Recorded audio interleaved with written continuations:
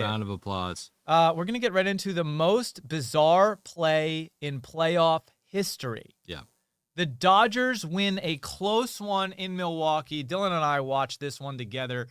I missed the first couple innings. Dylan's texting me, did you see that? I think he's talking about Monday Night Football. It's obviously his Dodgers. Bases loaded, 1 out in the 4th. Max Muncy up to the plate. Deep fly ball to center field, in which what everyone thought, I think, was going to be a home run. It was. Sal robbed this grand slam. It was a great play in the outfield. And even Sal Frelick, when you look at this, has no idea what happened. Zero clue. And he's the man who made the play, and he doesn't know what happened. Literally see him say, what the hell just happened? So he catches the ball. It bounces out of his glove, hits the wall, then back into his glove. So for anybody who doesn't understand, it's not a catch, right, Dylan? And for anybody who doesn't understand, that means everyone, because no one, including the guy that made the play, knew what the fuck was going on. But theoretically, once it hits your glove and hits the wall, it is no longer a catch. I've been watching baseball for 37 years, and I don't even think I knew that. I thought if it hit your glove and then hit the wall, you could still, as long as it didn't hit the ground, you could still catch it. And I think that we think this because if it hits your glove and pops in the air and you fumble it a couple times and catch it, oh, you caught it. But you're just taking out the element of the wall, which MLB is basically saying, like, once it hits the wall, it's not a catch. And I think that this rule actually extends to, does it extend to the glove if it comes out of your glove at all? Is it considered? That's what I'm saying. Like, take the wall out of the equation. Frelick jumps up, hits his glove, but it bounces into the sky. Then he lands, he looks up, and then he catches it. That's a catch. It's not a catch. No, it is. It is. That is a catch. Because I thought that what they did, they made that rule so that you couldn't just, let's say you catch a ball in the outfield, and then you go, oop, boop, boop, boop, fine. boop, you can do that boop, as many boop, times boop. as you want. Like, you in theory could do that as many times as you want, and then it could fly into your teammate's glove, and that would still be a catch. Because, again, the ball's still in the air, right?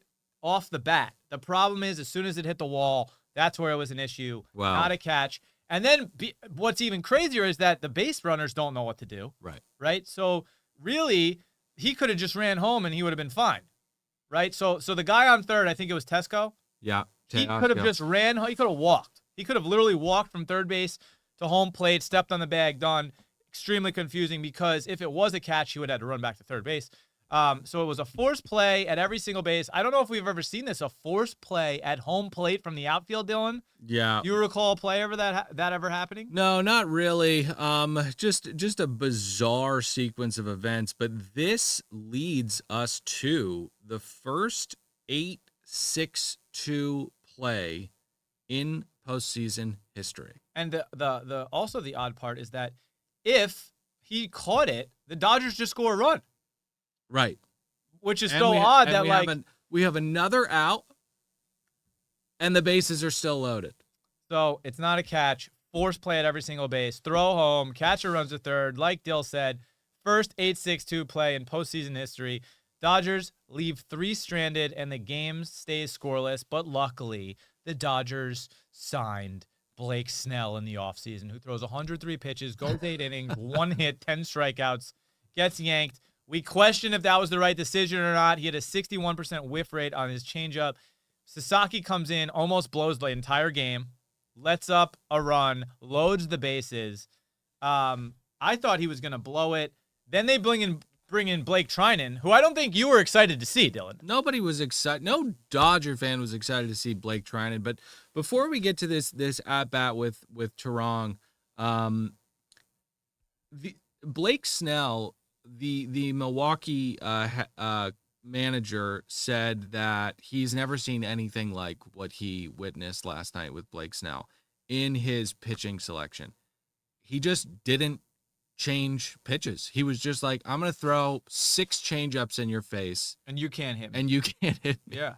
There was no diversification. He just kept throwing that pitch, and they could not touch it. Well, I said to you last night, Dill, that the Mets lost to your Dodgers last year. I think that they were the team that played the Dodgers the hardest, and it's a shot at the Yankees because in the World Series they just completely crapped their pants. Well, the Padres played us harder than the Mets, but we took you further. Well, it was a shorter series with the Padres. Yeah, they wouldn't have taken you to 6 games. They probably would have taken us to 7. I doubt it. I think they lost this year in a game or 2. I don't know how long. Okay, well, we're talking about last. Yeah, I think they were just out of it. Anyway, the Mets, what they should have done is sign Blake Snell, right? They should have signed 2 starting pitchers to deal with the Dodgers bats. Instead, the Dodgers made all the moves that the Mets should have made. Mm-hmm. And, you know. You guys got Soto, though. We got Soto, though, who helped us. And by the way, you can't even talk shit about Soto. His statistically had the best year of his career, right? Yeah. But unfortunately, the Dodgers are inevitable. Yeah.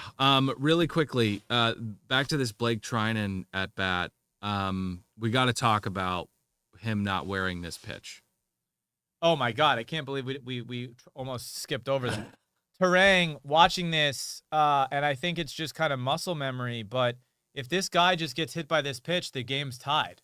And not only is the game tied on a bases loaded walk to tie the game in the 9th inning, but the Dodgers are completely crapping their pants right at that moment. Like, oh, we're in fucking trouble. We just let up not 1 run, but 2 runs in the 9th inning of our own making. And this is kind of what Dodgers fans have been worried about coming into the playoffs, was their bullpen. Question is, Dylan, are you worried? Do you think your bullpen can hang up? Because, again, now you just use Sasaki. You use Trinan. Kershaw let up like 17 runs in 2 innings. No Kershaw. We'll love you, Kershaw. No Kershaw. I'm just Roki's a young man.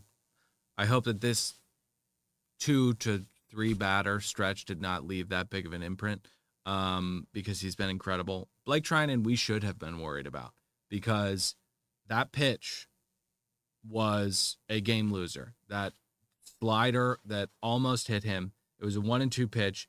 And the reason why Trinan got out of that inning is because Terang was fucked in the head for getting out of the way. That's the only reason he threw at that fastball above his head. He was fucked in the head. But the Dodgers are inevitable.